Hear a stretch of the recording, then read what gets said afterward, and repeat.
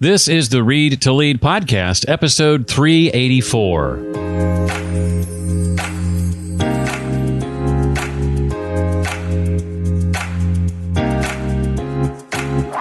Hey everybody, this is Jay Baer, president of Convince and Convert and author of the New York Times best-selling business book Utility. You are listening to my pal Jeff Brown on the Read to Lead podcast. There is absolutely no doubt that artificial intelligence, AI, is as hot a topic as it's ever been. And although we don't have to worry about evil robots rising to power and turning us into pets, and we probably never will, artificial intelligence is here to stay, and we must learn to separate fact from fiction and embrace how this amazing technology enhances our world. Hi, I'm Jeff Brown, and you found the Read to Lead podcast, the podcast dedicated to your personal and professional growth. I'm here because I believe that if you want to achieve true success in your business and in your life, that intentional and consistent reading is a must. I'm going to help you not only narrow your ever-important reading list, but bring you key insights and main ideas from the books written by some of today's most successful and inspiring authors. Today, we'll be joined by Stephen Shwartz. He's author of the book Evil Robots, Killer Computers, and Other Myths: The Truth About AI and the Future of Humanity. I'll ask Stephen to share about his frustrations with how AI has been covered in the media and in popular culture. We'll discuss the fears worth having with regard to AI. We'll dig into the terms AI deception and anthropomorphism and plenty more. You know, I've long said that if you spend $20 on a book and you come away with just one great idea, that's a great return on investment. That's $20 well spent. Well, what if you came away with not just one great idea, but several, and you spent barely more than half that?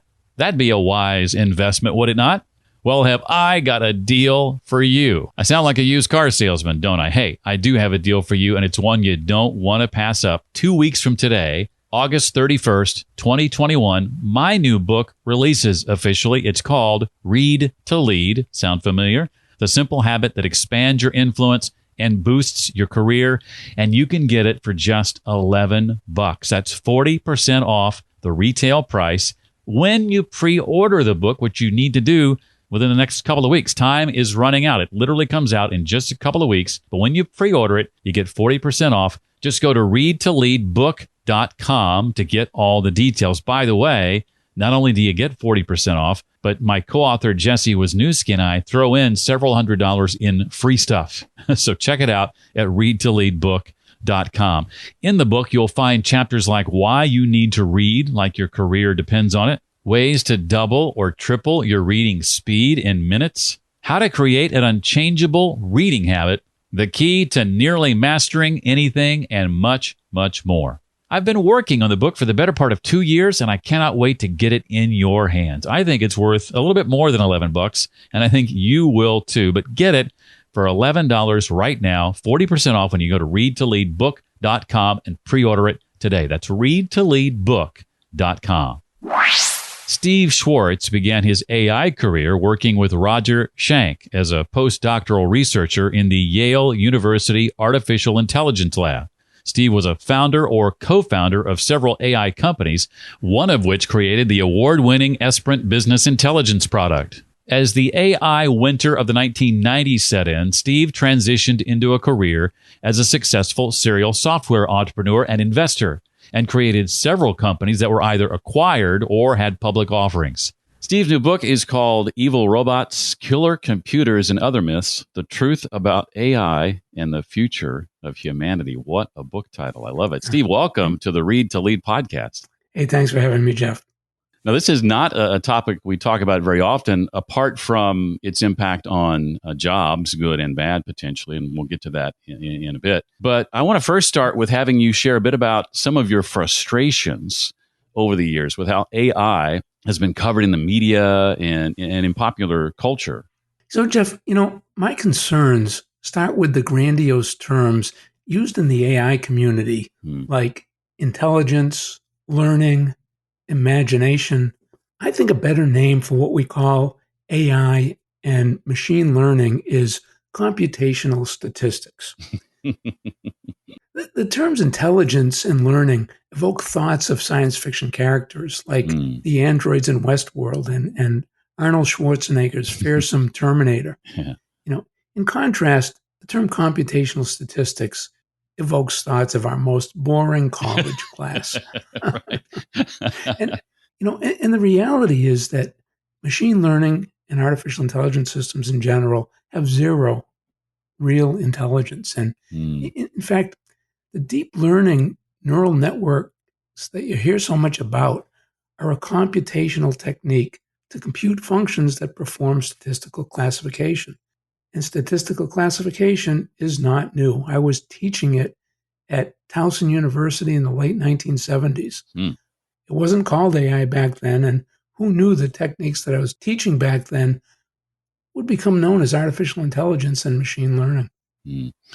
Well, when you set out to write the book, then what was your ultimate goal? Was it in part to just dispel? I mean, the title suggests you want to dispel Yeah, some of these myths. Were there other goals involved with writing the book? absolutely. AI's made great strides from an engineering perspective. Hmm. Siri answers our questions. Google Translate helps us talk to taxi drivers in foreign lands. Hmm. Our smartphones automatically identify the faces in our photos, and self-driving cars may even be on the horizon. That progress naturally leads people to wonder where it will all end.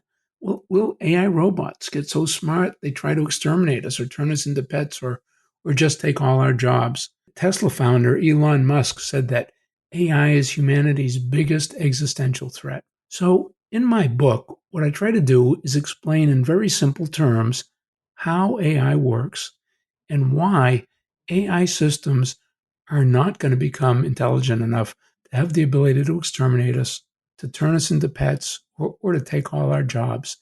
And I'm pretty sure this won't happen in our lifetimes or our children's lifetimes. And what you're getting at, if memory serves, is basically the difference between AI, artificial intelligence, and simple computations, and what's called artificial general intelligence, right? That's right. Yeah. So each of today's AI systems performs a single task that previously required human intelligence. And if we compare these systems with the AGI systems of science fiction lore and with human beings, there are really two striking differences. First, each of today's AI systems can perform only one narrowly defined task. A system that learns to name the people in photographs cannot do anything else. It cannot distinguish between a dog and an elephant. It can't answer questions, retrieve information, or have conversations. Secondly, today's AI systems have little or no common sense knowledge of the world Hmm. and therefore can't reason based on that knowledge. For example, a facial recognition system can identify people's names and photographs, but knows nothing about those particular people or about people in general. It doesn't know that people use eyes to see and ears to hear. It doesn't know that people eat food, sleep at night, and work at jobs. It can't commit crimes or fall in love. So, although the performance of these AI systems make them seem intelligent, they really aren't. And in contrast, people and these fictional AGI systems can perform large numbers of dissimilar tasks, not just one narrowly defined task. We not only recognize faces, we read the paper, we cook dinner, we tie our shoes, we discuss current events, we perform many, many other tasks. We also reason based on common sense knowledge of the world. For example, we use our knowledge of gravity when we take a glass out of the cupboard. We know that if we don't grasp it tightly enough, it'll fall. This isn't conscious knowledge derived from a definition of gravity or a description in a mathematical equation. It's unconscious knowledge. Hmm. It's derived from our lived experience of how the world works. And we use that kind of knowledge to perform dozens, hundreds, thousands of tasks every day. Hmm. And artificial intelligence just isn't there yet and may never be. But what, in your view, are the fears worth having, Steve, with regard to AI? So, two of the biggest issues are privacy and discrimination. Hmm. One of the most important applications of AI today is facial recognition. And facial recognition has many benign uses, like naming the people in the pictures we take on our smartphones. It's used to detect terrorists at airports, violent criminals in our malls, and it's even been used to catch child traffickers. But facial recognition can be used to invade our privacy. I don't know if you remember George Orwell's famous book, 1984. Oh, yeah. And to read it in school. Yeah. Well, he described a society in which people are monitored 24/7. Well, facial recognition technology is enabling that today, and it's happening in China. The Chinese government's Sharp Eyes project is connecting security cameras across China in an effort to monitor all 1.4 billion people and to identify and monitor dissidents and criminals 24/7. It's even been used to catch toilet paper thieves. And, in addition to privacy, facial recognition and other AI tools can be discriminatory. So facial recognition systems have been proven to falsely identify minorities at a much higher rate than white males. And similarly, there are issues around the ability of AI systems that make decisions on bank loans and other things to explain how they reach the decisions to ensure they're not discriminatory. Interestingly, the Western world is handling these issues of privacy and discrimination very differently from China. So, for example, facial recognition is being banned in public places in both Europe and the US, and both are starting to require explanations when computer systems make life-altering decisions. But I'll tell you, my biggest fear around AI is self-driving vehicles. Computers in self-driving cars are incredibly fast, they won't fall asleep, and they won't drive drunk. So many people reason self-driving vehicles will be safer than human drivers, but that's a faulty assumption. Computers cannot do one critical function that keeps human drivers safe. They can't think and reason, and people use thinking and reasoning to handle the unexpected events that happen regularly in everyday driving. So there are reasons to think they might be safer and reasons to think they might be less safe. Self-driving environments where unexpected events occur are unlikely to be safe. But there are environments where these unexpected events are unlikely. So, for example, self-driving vehicles that shuttle people back in a corporate park from one point to another, running at 5 miles an hour, are unlikely to encounter unexpected incidents. So they'll be safe. At the other extreme are consumer vehicles. If we allow self-driving consumer vehicles on the road, we're probably going to see a lot of accidents. And in the middle are self-driving taxis that are limited to specific city streets, times of day, and weather conditions. And, those might be proven to be safe, and we might actually see those soon. Well, Steve points out that there have been, so far, 3 AI hype cycles, I think, if I'm getting the term correct. Right. And so far, 2 AI winters. And that would suggest maybe a third winter is in the future. Steve, you say that's not the case. Why is there no third AI winter coming up in your view? So, Jeff, in the 1980s, AI was as hyped as it is today. It was on the front page of magazines. Every new software product was labeled as an AI product, but it failed to live up to its hype, and it was out of favor by the end of the 1980s. A well-known Berkeley professor said he had 500 students in his Intro to AI class in 1985, but that dwindled to 25 students by 1990. That was actually the second AI winter. The first AI winter occurred in the late 1960s. So now we're on the third hype cycle of AI. The first 2 hype cycles of AI were all about producing computers and robots with human-level intelligence or AGI. What's different this time around is that AI has actually produced very useful capabilities. We've talked about facial recognition, machine translation, speech recognition, medical diagnosis. AI is impacting almost every field. So in this third hype cycle, even though AI will again fail to produce human-level intelligence or AGI, because it's producing very useful single-task applications, investment will continue, class sizes will remain large, and I don't think there'll be a third AI winter. You talked a bit earlier about some of the fears that I asked you about, some of the things we should be afraid of. Expound a bit on the topics of deception and anthropomorphism, if you can kind of define how that relates to AI. Sure. So one of the biggest issues around AI is deep fakes. AI-based deepfake technology enables me or anyone else to record a video of you and use it to create a different video of you saying anything I want you to say. So imagine the impact of a fake video of a presidential candidate saying that he or she hates all blacks and Latinos. So that's one big issue around deepfakes. On the anthropomorphism side, anthropomorphism refers to the tendency of people to believe computers and robots are smarter than they really are. They like develop feelings for them even, right? Like develop feelings, absolutely. But it's that psychological thing that if the computer said it, it's got to be right. I'll give you an example. This was years ago when I was a graduate student. The professor that led the AI lab at Yale University every year used to take his graduate students on a field trip to Belmont Park. And we'd all sit there in the grandstands, and he'd stand in front of us and explain to us how to handicap the horses. And, you'd kind of see the pundits off to the side, pointing, who's this guy? What does he know? He doesn't know anything. And one day, Roger was his name. Roger he had some notes written on a piece of green and white computer paper. So he took out the green and white computer paper and started, going through his notes. And the pundits crowded in.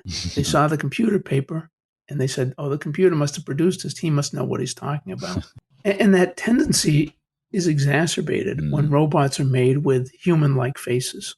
Being able to manufacture a robot that has a human-looking face is a significant feat of manufacturing. But there's no reason to assume that the robot has any intelligence just because it has a human face or human-like eyes. But people do exactly that, and as you mentioned, there have been people even get emotionally attached. There was an example in the military of bomb disposal robots that people got attached to, and if they got blown up, people were really upset. You reminded me as you were talking, Steve. I just got a survey from Amazon yesterday or the day before. I'm a recent purchaser of an Echo Show in my kitchen. Yeah. And it was interesting to me that the survey was asking me questions related to how I feel about the show. Do I think of, and I don't want to say her name because there's another one in this room, but do I think of her as a member of the family? Questions of that nature, those anthropomorphistic, if that's a word, like questions, which I thought was really funny. Yeah, and the vendors are trying to promote that anthropomorphism. If we can think of, well, I won't say the name because I don't want to trigger your machine, but if we think of those as lifelike or parts of the family, we're more likely to use them, more likely to interact with them, and more likely to spend money on them. Yeah, for sure. They've got me to spend money on 3 of them so far. So yeah, well, I've got one from Amazon and one from Google. You got to be in both camps. Awesome. Give us a bit of insight, Steve, into your history with reading. I'd be curious to know if the habit of reading consistently and intentionally is something you practice, and if so, how would you say it has played a role in your success, if it indeed has? Jeff, I've always enjoyed self-directed learning from books and other materials, and I've always disliked sitting in a classroom setting and being taught. So, as a result, I was fairly unmotivated in my classwork, as a student, but read a great deal outside of high school. So when it became time to choose a college, I chose one that emphasized self-directed learning and in fact had no grades. The name of it was New College in Sarasota, Florida. It attracted people like me with high SAT scores and not so good grades. And I prospered there. Awesome. What about a book or two that maybe you find yourself recommending? What are some books you've read over the years that have truly impacted you? On the AI front, my favorite book of all time was by my AI mentor, Roger Shang, named Scripts, Plans, Goals, and Understanding. And that was probably the most influential book on my AI career. But I've also spent a lot of time in business, and there have been a lot of business books that have influenced me. I've spent a lot of time overseas and really enjoy learning about other cultures. And over the years, I've always gone back to a book named Kiss, Bow, and Shake Hands. Whenever I would travel, I would look up the chapter on that country or that area of the world, and it would explain the culture and the cultural practices. And I found both reading the book interesting and actually learning the actual cultural practices of wherever I was traveling. And I'd say last, in my business career, I've spent a lot of time on acquisitions, both with my companies getting acquired and acquiring other companies. And one book that I encountered early on in my career named Three Frogs on a Log is kind of still the Bible for how to merge companies. Three Frogs on a Log. I'm not familiar with that one. I have to check that out. Yeah, it came in, I'm going to say mid-'80s. Okay. Well, what would you say now with the book having been out for the better part of this year? What's ahead for you and your team that you're excited about and able to share with us at this point? Yeah, I retired from my most recent startup, Device 42, a year ago, so I could finish my book on AI. And right now, I'm thinking about what to do next. I haven't crystallized the idea, but I'm thinking of maybe starting another AI company in the natural language processing area. Oh, interesting. I have to keep my eye on that. Well, Stephen's book, again, is called Evil Robots, Killer Computers, and Other Myths, The Truth About AI and the Future of Humanity. And if you are interested at all in this topic, I know I am. I highly recommend this book from Stephen. If there's anybody that knows about this topic, it's him. Stephen, thank you so much for taking time out of your day to sit with us today and share about your book and your experiences. I really appreciate it. Oh, thank you, Jeff. It's been fun. Easily one of my favorite book titles of the last year. As always, to connect with Steve online and to check out the links and resources we referred to today, just go to readtoleadpodcast.com/384 for episode 384. Let me remind you that there is not much time left to pre-order my book at 40% off. It's due out August 31st, 2021.